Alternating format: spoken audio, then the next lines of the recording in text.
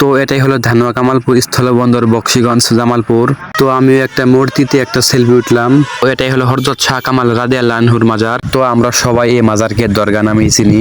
Hello viewers, আসসালামু আলাইকুম। আপনারা সবাই কেমন আছেন? আলহামদুলিল্লাহ, আপনাদের দোয়া ও ভালোবাসায় আমি অনেকটাই ভালো আছি। আর আমার এই ব্লগে সবাইকে স্বাগতম। তো থাম্বনেল দেখেই বুঝতে পারছেন আমরা কোথায় কোথায় ঘুরতে যাইতেছি। তো আবার আমাদের কলেজ থেকে আমাদের কলেজ ফ্রেন্ডদের সাথে ঘোরাঘুরি করতেছি। তো আমরা যাইতেছি হযরত শাহ কামাল রাদিয়াল্লাহু আনহুর মাজারে। তো আপনারা দেখতে থাকুন আমরা কোন রুট দিয়ে যাইতেছি। তো আমরা এটা রুট হলো সারমারা রুট দিয়ে যাইতেছি। তো সারমারা রুটটা অনেক সুন্দর দেখা যাইতেছে, অনেক পরিবেশ ভালো। তো আমাদের গ্রাম অঞ্চলের রাস্তাঘাট অনেক সুন্দর, দুই সাইড দিয়ে গাছপালা থাকে। তো আমাদের এলাকার রাস্তাঘাট দিয়ে ঘোরাঘুরি করলে আমাদের অনেক ভালো লাগে। তো আইসা পড়ছি আমরা সারমারা বাজারে। তো সারমারা বাজারে আইসাই বন্ধুরা বলতেছে যে গাড়িতে তেল ভরা লাগবো, গাড়িতে তেল নাই। তো এখন আমরা গাড়িতে তেল ভরবো, আপনারা দেখতে থাকুন। তো আমরা খুঁজতেছি তেলের দোকান কোথায়, খুঁজতে খুঁজতে পেয়ে গেছি তেলের দোকান। তো আমরা 3 গাড়ি নিয়ে আসছি। তো আমরা 3টা তেল ভরবো 3 গাড়িতে। তো আমরা তেল ভরা শেষ করে তেলের টাকা ভাগাভাগি করে দিলাম বন্ধুরা মিলে। তো তেল ভরা শেষ করে আমরা আমাদের গন্তব্যস্থানে যাওয়ার জন্য রওনা দেব। এর মধ্যে একটা চাচি বলল যে বাবা আমার চাউলের বস্তাটা ছিঁড়ে গেছে, একটু সেলাই করে দাও। তো আমার বন্ধুরা সেলাই করে দিতেছে। তো চাউলের বস্তা সেলাই করা দেওয়া শেষ করে আমরা ডিগ্রি চর রোডে যাইতেছি। তো হঠাৎ করে মোটরসাইকেলের গ্লাসে আমাদের ক্যামেরাটা পড়ে। তো ক্যামেরাটা পড়ার সাথে আমাদের ফেসটা দেখা যায়। তো অনেক ভালো লাগলো। আর এভাবে আমরা ডিগ্রি চর বাজারে এসে পড়লাম। তো ডিগ্রি চর বাজার থেকে আমরা বাই রোডে যাব এখন। তো ডিগ্রি চর বাজার থেকে আমরা বাই রোডে ঢুকে শর্টকাটে যাব আমাদের গন্তব্য স্থানে। তো শর্টকাটে চিপা রাস্তা দিয়ে আমরা যাইতেছি, আমাদের সাথেই থাকুন। তো আমরা আমাদের গন্তব্য স্থানে এসে পড়ছি পড়াই। তো আমরা এখন পাহাড়ি অঞ্চলে এসে পড়ছি, আর একটু গেলে আমাদের গন্তব্য স্থান বের হবে। আর পাহাড়ি অঞ্চলের আবহাওয়াটা অনেক ভালো, অনেক ভালো লাগে। তো আমরা যেখানে যাইতেছি ওখানে অনেক মানুষই আসে দেখতে। তো আমরাও এসে পড়লাম হযরত শাহ কামাল রাদিয়াল্লাহু আনহুর মাজারে। তো এটাই হলো হযরত শাহ কামাল রাদিয়াল্লাহু আনহুর মাজার। তো এই মাজারটি পড়েছে জামালপুর জেলার দেওয়ানগঞ্জ থানার ডিগ্রিচর ইউনিয়নে। তো আমরা সবাই এই মাজারকে দরগা নামেই চিনি। তো আমাদের দরগা নামেই পরিচিত, আমরা সবাই দরগা নামেই চিনি।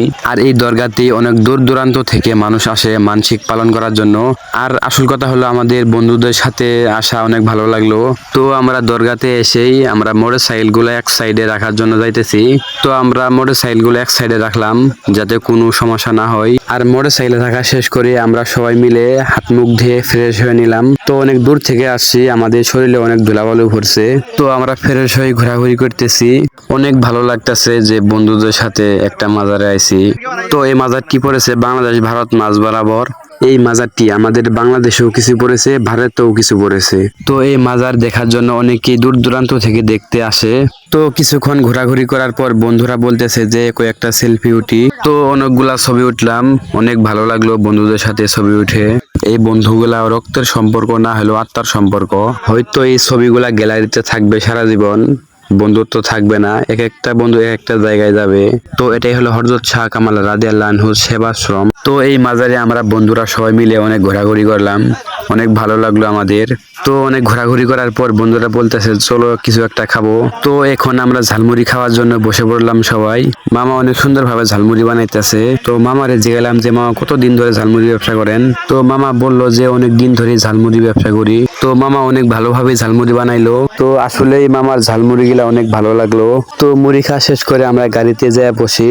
তো গাড়িতে বসেই বন্ধুরা বলতেছে চলো আবার মিষ্টি খাবো। তো সবাই মিলে মিষ্টি কিনলাম, একটা বাড়িতে কয়েকটা করে মিষ্টি দিতেছে। তো মিষ্টিগুলা অনেক ভালো লাগলো।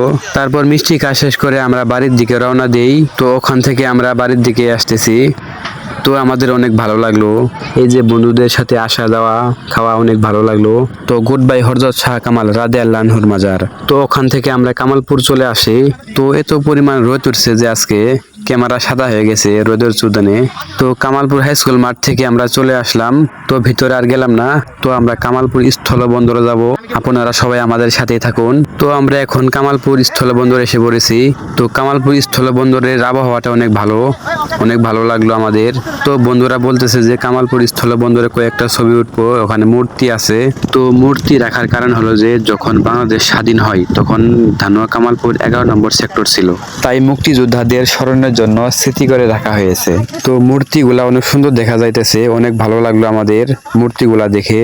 তো বন্ধুরা বলতেছে যে কয়েকটা ছবি তোলা আমারে। তো কয়েকটা ছবি তুলে দিলাম বন্ধুদের। তো অনেক রোদ উঠছে আজকে, এত পরিমাণ রোদ উঠছে যে ক্যামেরাতে কিছুই দেখা যাচ্ছে না। তো সবাই মিলে একটা সেলফি উঠলাম, অনেক ভালো লাগলো।